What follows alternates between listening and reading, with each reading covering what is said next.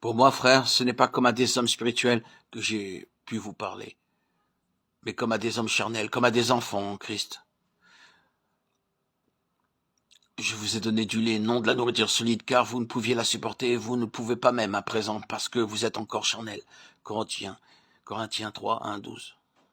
Si nous voulons comprendre les paroles de l'apôtre, il nous faut tout d'abord savoir exactement en quoi consiste cet état de chrétien charnel. En premier lieu, un chrétien charnel est celui qui reste perpétuellement comme un enfant. Voici une personne qui est convertie depuis de longues années. Elle devrait avoir atteint l'âge adulte depuis longtemps, mais elle reste semblable à un bébé. L'apôtre dit, je vous ai donné du lait, non de la nourriture solide, car vous ne pouviez la supporter. Un bébé, c'est délicieux. Il n'y a rien de plus ravissant qu'un petit bébé de 6 mois avec ses joues vermeilles, son visage souriant, ses petits pieds qui gigotent et ses petites mains qui s'agitent. Mais supposez qu'après avoir admiré ce bébé, je revienne 6 mois plus tard et que je trouve l'enfant exactement pareil. Les parents diraient, nous sommes inquiets au sujet de cet enfant. Il ne grandit pas. Et si je revenais au bout de 3 ans et que je trouve l'enfant pareil à ce qu'il était quand il avait 6 mois, les parents seraient fort tristes. Ils me diraient, le docteur dit que notre enfant doit être malade. Il ne grandit pas. Le docteur pense que c'est extraordinaire qu'il soit encore en vie, et pourtant il vit. Et supposez que je revienne au bout de 10 ans, que je trouve que l'enfant est toujours un bébé. Un bébé, c'est ravissant. Mais un enfant qui resterait toujours un bébé deviendrait pour ses parents un fardeau et une cause de chagrin. Eh bien, la plupart des chrétiens de Corinthe étaient dans cet état. Ils étaient restés des bébés. Qu'est-ce qui caractérise un bébé? C'est qu'il ne peut rien faire par lui-même et qu'il ne peut rien faire pour les autres. Un bébé ne peut rien faire par lui-même. Beaucoup de chrétiens sont dans ce cas. Leur pasteur doit être pour eux une véritable nourrice. C'est une chose vraiment solennelle de penser que ces bébés, au point de vue spirituel, ont besoin d'être constamment nourris par leur pasteur et que celui-ci est obligé de s'occuper d'eux sans arrêt. Ils ne savent pas se nourrir eux-mêmes par la lecture de la parole de Dieu.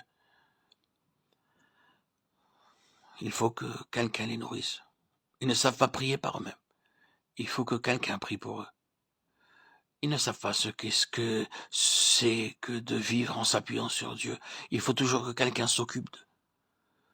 Prenez garde de ne pas assister à des réunions dans ce but pour être nourri spirituellement comme un bébé qui reçoit son biberon de sa nourrice.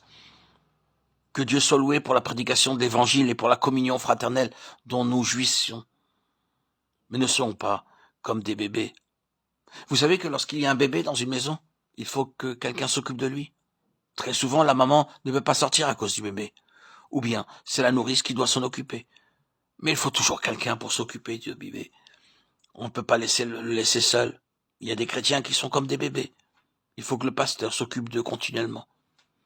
Ils ont toujours besoin d'être aidés, assistés. Au lieu de devenir des hommes forts, ces chrétiens restent des bébés. Ils ne peuvent rien faire par eux-mêmes. Et ils ne peuvent pas non plus aider les autres. C'est exactement ce que nous voyons dans l'Épître aux Hébreux. Nous y lisons ceci. Vous, en effet, qui depuis longtemps devriez être des maîtres, vous avez encore besoin qu'on vous enseigne les premiers rudiments des oracles de Dieu. Vous en êtes venus à avoir besoin de lait, non d'une nourriture solide.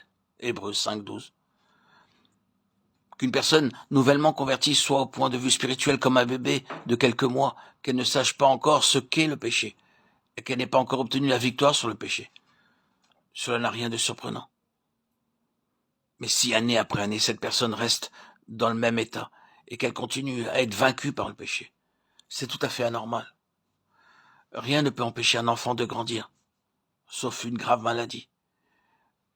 Et si nous sommes obligés de dire continuellement, Seigneur, je suis encore charnel, alors nous sommes obligés de dire, Seigneur, mon âme est malade. Elle a besoin d'être guérie. Viens à mon aide, Seigneur.